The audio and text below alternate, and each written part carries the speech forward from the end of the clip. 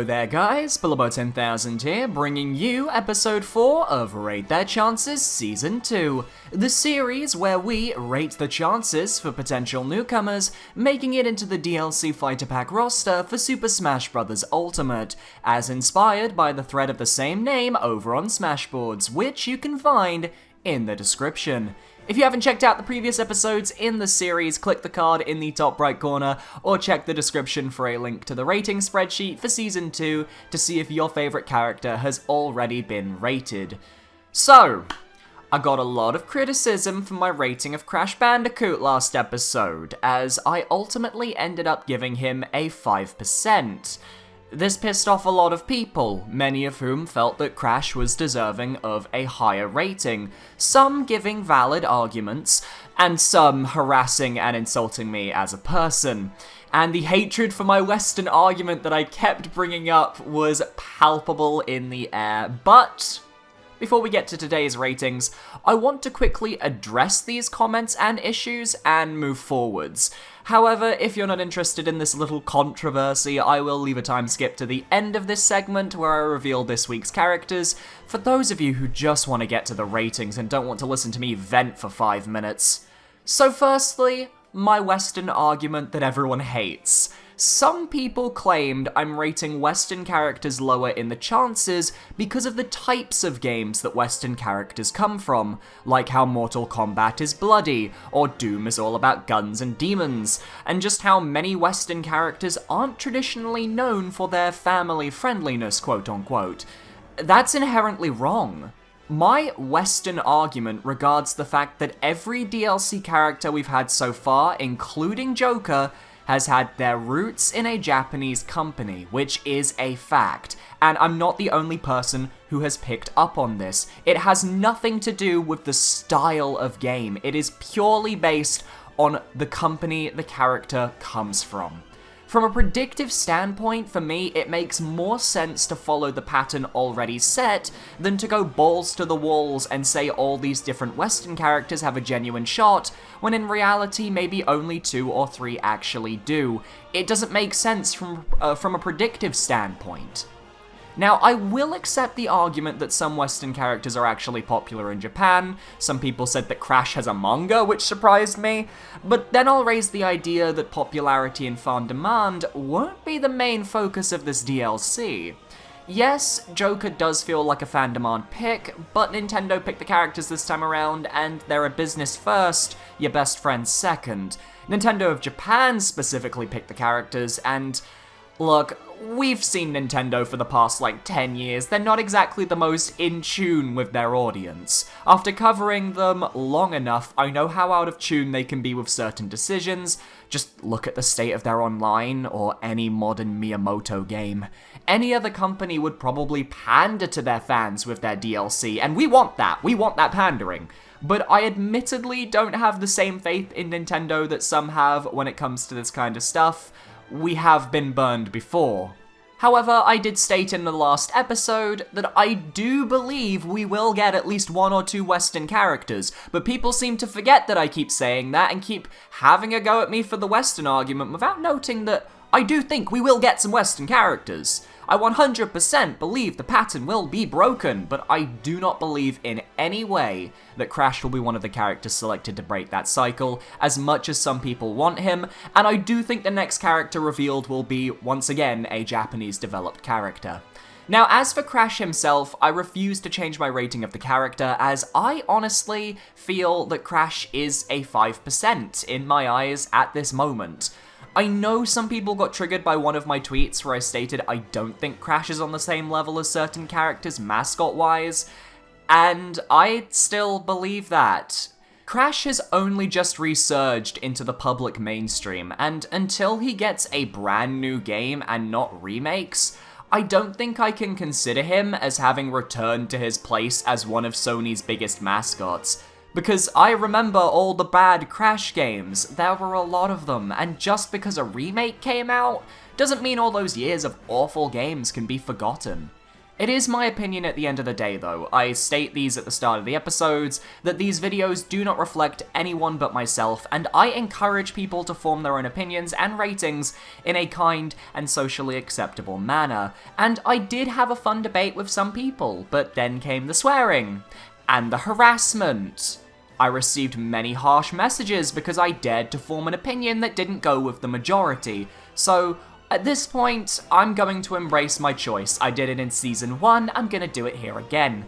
If people don't like my decisions, that's on them, because I'm doing this for fun, and I never once said that my ratings need to be taken as gospel.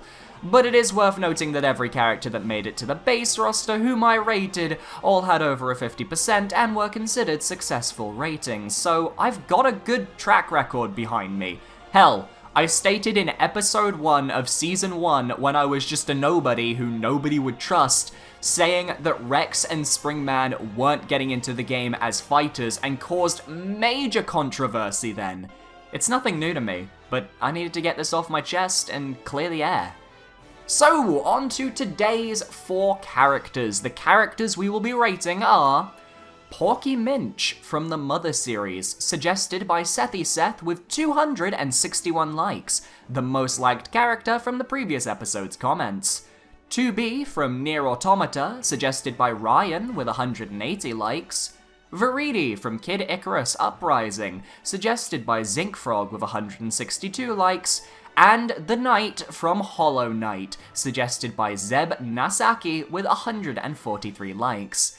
Now then, if you enjoyed this video, please make sure to leave a like, comment, and subscribe. I post new videos every day, and I have a new series every Sunday where I finish a game and create a pseudo review and guide each week. You can check out the Xenoblade 2 episode in the top right corner. It's had amazing reception so far, and it is by far the video I have put the most effort into creating in the past 6 months. And if you want to see a character rated next episode, leave a comment with your selected character, and if it receives the most likes, it'll get picked. Only 1 character per comment though, we gotta be fair, and remember the ratings in this video do not reflect the views of Sakurai, Nintendo, or anyone except myself, and you are encouraged to come up with your own ratings and share in the comments. Just try and be civil, guys. Please no swearing, please no harassment, it's not cool. Without further ado, let us begin. So, Porky from the Mother series got the most votes to be rated this episode, and he's actually a little bit more interesting than some of you might think at a base glance. Now, I could have sworn I had rated him in Season 1, but it turns out I never did. Porky never showed up in the series, though he wouldn't have gotten a very good score in Season 1 had he been rated, because he wasn't likely. Porky is a major antagonist of the Mother series, but really rose to prominence during Mother 3, where he took on the role of the main antagonist, as opposed to Earthbound, where he was the second fiddle to Gygus. Porky is an immortal, powerful being who has the power to wield PSI, like Ness and Lucas, and he also has a few mechs as well, that's fun. He appeared in Super Smash Bros. Brawl in his Spider Mech as part of a major boss fight in the story for Lucas and Ness. So when Ultimate came around, I think everyone was expecting him to show up in some way, shape, or form. However, I was exceptionally shocked to discover he didn't even have a spirit. The main antagonist of the Mother series doesn't even have a spirit in the game. That, in my eyes, has implications. Perhaps they're simply withholding his spirit and might add it in with a later update. Maybe they're going to include his boss from Brawl, ?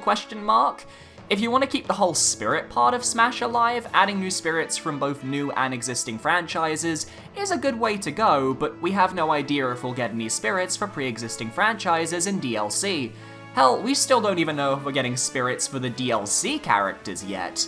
It is worth noting that Gygus also doesn't appear as a spirit though, despite the fact that arguably Gygus is a more major antagonist, being the antagonist of Mother 1 and Earthbound, and is more popular in pop culture than Porky ever was, thanks to the many fan theories, and the baby image. You know what I'm talking about.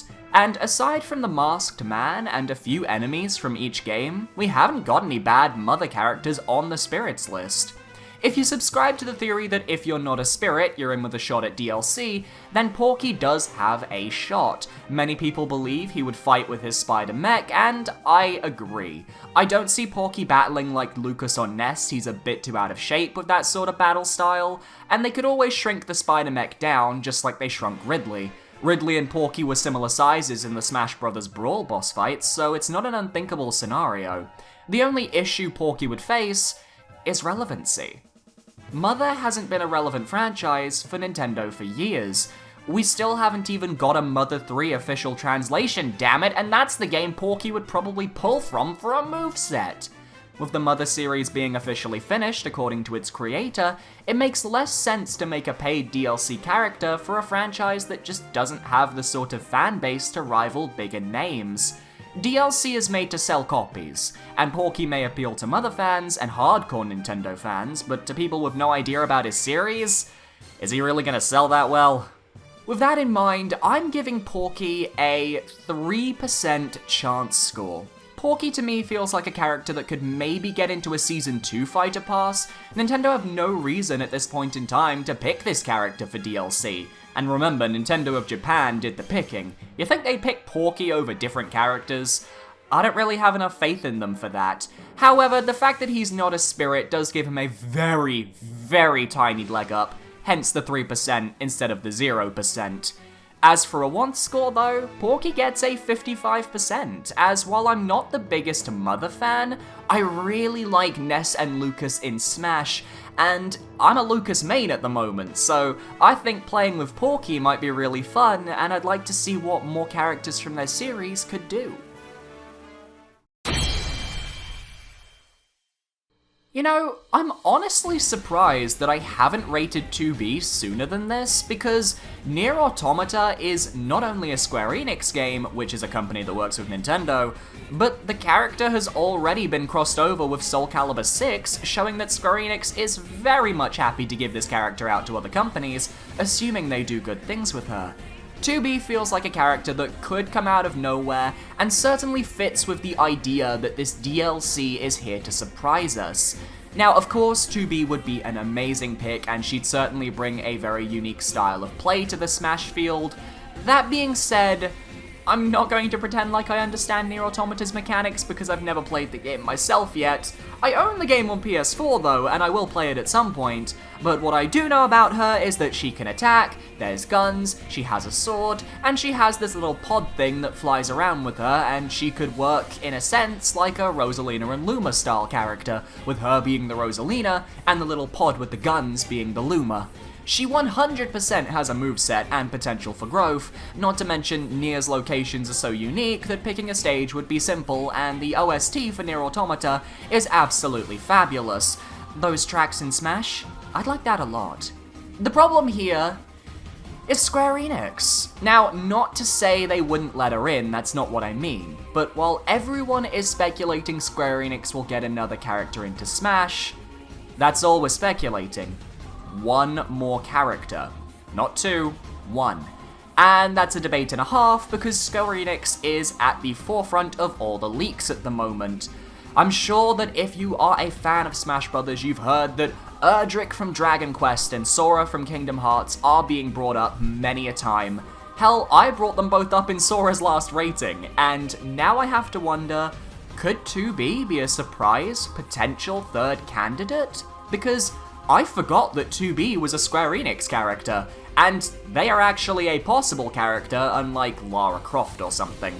Now, I'm not usually one to bring up leaks in these videos, and if you don't want to hear this quick paragraph of leakage, then there is a time skip that you can skip and you'll miss the leak, and it won't be a problem. It's okay. So, chances are, most of you are aware of the datamine leak that suggests the next DLC character has the codename Brave in their programming. I covered it in a video recently.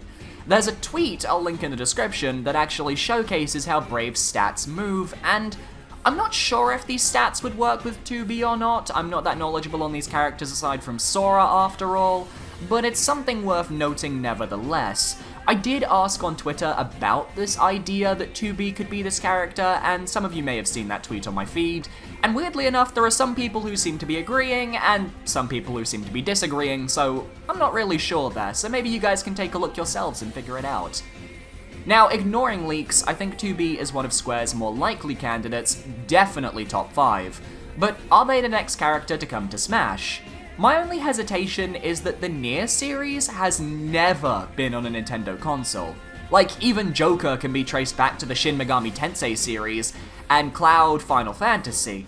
But with 2B and Nier, there's literally nothing connecting them to Nintendo.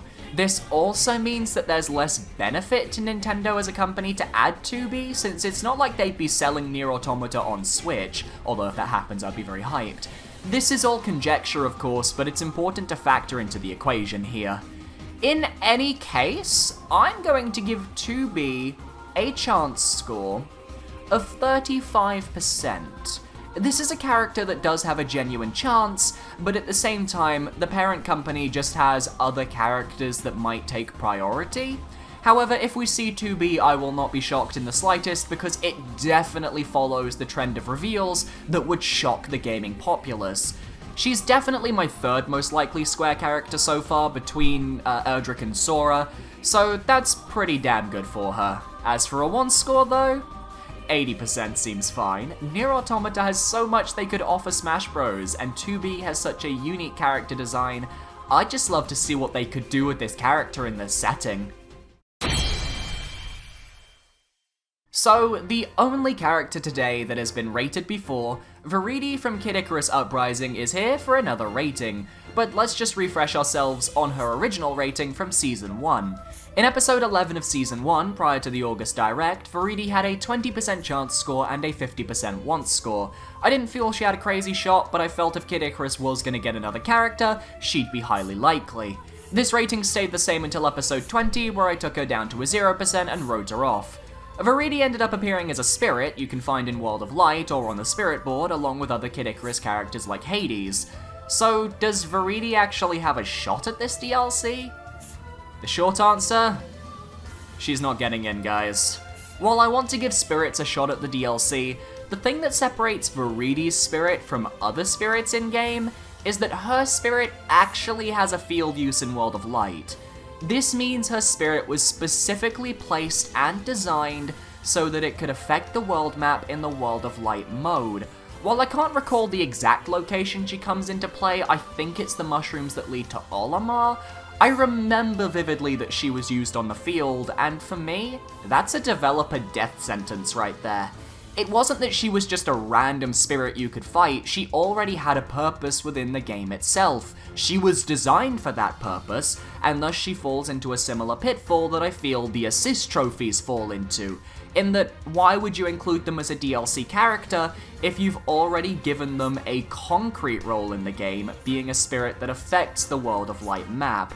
On top of this, Kid Icarus lost an assist trophy on the shift to Smash Ultimate as Magnus was removed from the lineup, implying that Kid Icarus isn't as popular as it was back in 2014, and with the series not having had a game since Uprising, I fear it's going to fall back into the same situation as Mother or F-Zero in terms of relevancy, which will affect the franchise's characters attempting to get into the DLC roster.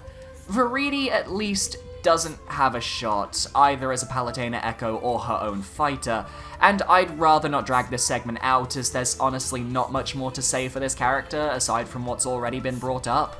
Viridi for DLC gets a chance score of 0%. I apologize Viridi fans, but the writing really is on the wall with this one, and arguably Viridi would be an absolute hype killer for this DLC after Joker of all people. As for a once score though, Viridi stays at a 50% like Season 1.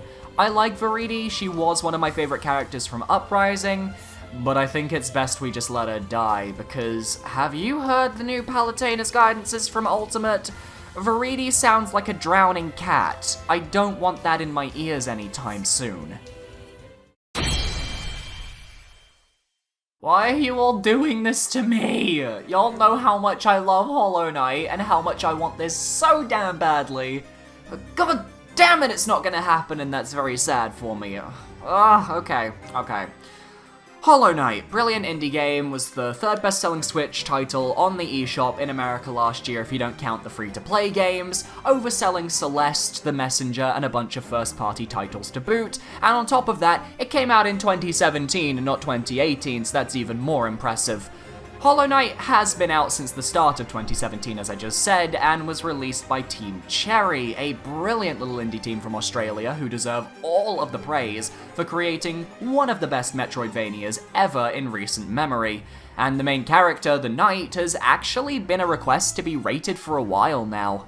I was constantly seeing the Knight appear in the comment sections of Season 1, but I purposefully ignored the character when I saw them because, look, they were never gonna happen for the base roster, as the game didn't even exist fully when the base roster was being planned. It felt redundant to rate them. With DLC, I imagine some people believe this character has a shot, and I can understand why that is. Hollow Knight has sold the best on Switch as opposed to other platforms, Nintendo has pushed this game really hard, and the game has that critical acclaim about it that really reminds me of when Shovel Knight blew up all those years ago, actually. Yeah, I'm comparing Hollow Knight's popularity to Shovel Knight here, and I think it's a genuinely valid comparison to make. The Knight already has a built-in moveset. He can swipe his nail in all 4 cardinal directions, he can pogo with his nail as well, like young Link likes to.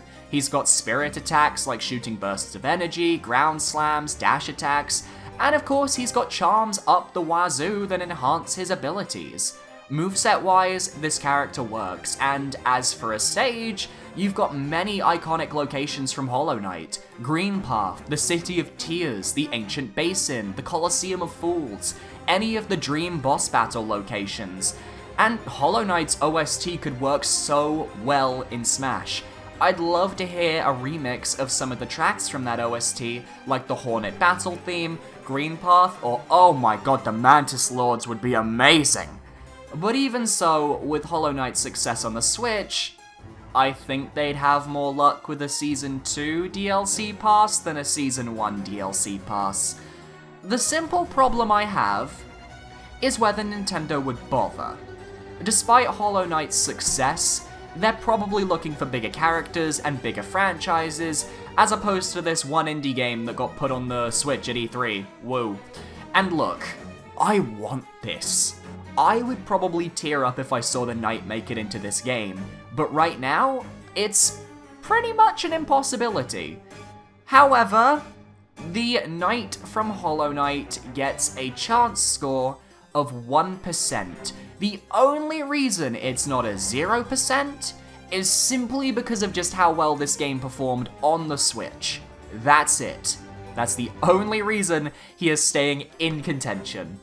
As for a want score, 100% man, it's my life goal to make as many people play Hollow Knight as possible, and the Knight getting into Smash would elevate this indie game to legendary status.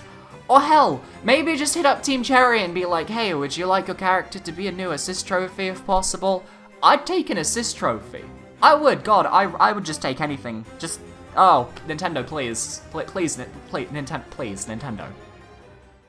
So that is episode 4 of Rate Their Chances Season 2. Whether you guys agreed with my ratings or you disagreed, hopefully we can remain civil, kind, and happy in the comments section below. Although I think today, a lot of my ratings, I think people are going to agree with, given, really, the only one out of the 4 that I've rated today I feel that even has a shot is 2B. And I think most people could probably agree with that. So I hope you guys enjoyed this video. If you enjoyed, please make sure to leave a like, comment, and subscribe. If you haven't already, please consider checking out my other content as well. I create Smash videos every day because I'm playing through Classic Mode and I'm doing a different character's Classic Mode every day, which is really exciting. I just uploaded a Persona 5 First Impressions video, which is basically my first Persona 5 stream if you're interested in that. And as I mentioned at the beginning of the video, I'm doing a new series each Sunday where I do a pseudo review/guide for a game of my choice. The first episode was Xenoblade Chronicles 2, and this Sunday I'm going to be tackling Hyper Light Drifter for the Nintendo Switch. So just keep an eye out, and I hope you guys enjoy. Thanks for watching, and I want to give a shout out to my patrons, my lovely patrons. You are helping me so much this January, which is a horrible month for YouTube, quite frankly, because January is just not fun. It's bad times, but I've been loving the videos I've been creating, and I just hope you guys enjoyed. So thanks for watching, and I will see you guys next time. Goodbye.